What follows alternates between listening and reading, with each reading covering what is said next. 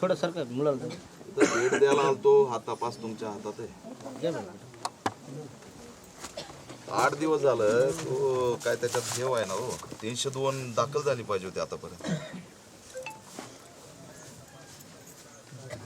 आम्ही तुम्हाला काही मागण्या करतोय, त्या फाट्यावर त्या टायमिंगला कोणती किती मोबाईल लोकेशन चालू होते ते सगळे आधुनिकपणे डिटेल काढा.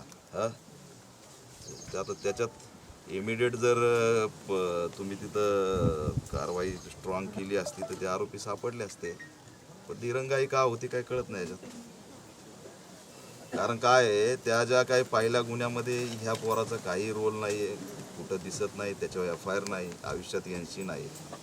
हा बिचारा उलट या ठिकाणी काही परत माझ्या लेकराला जीवाला धोका आहे म्हणून ती बिचारी तिला तिच्या बहिणीकडे घेऊन चालली, त्याला गाठून मारलंय, तिला ढकलून तिचा जीव गेलाय. 302चं प्रकरण आहे.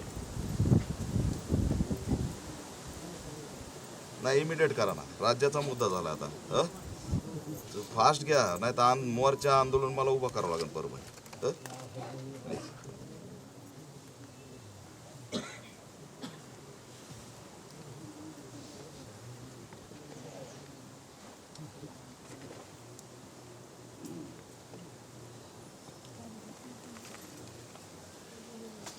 ते संरक्षण दिलं नाही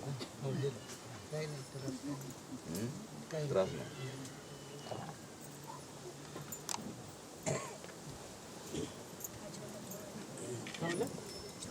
कितवीला आहे?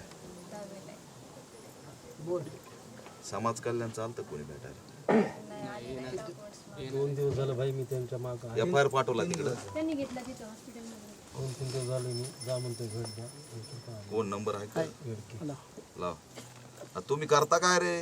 तर 24 तासाच्या आत भेट दिली पाहिजे. नोकऱ्या घाला यांच्या. काय नियम आहेत त्याचे? बोललो भाई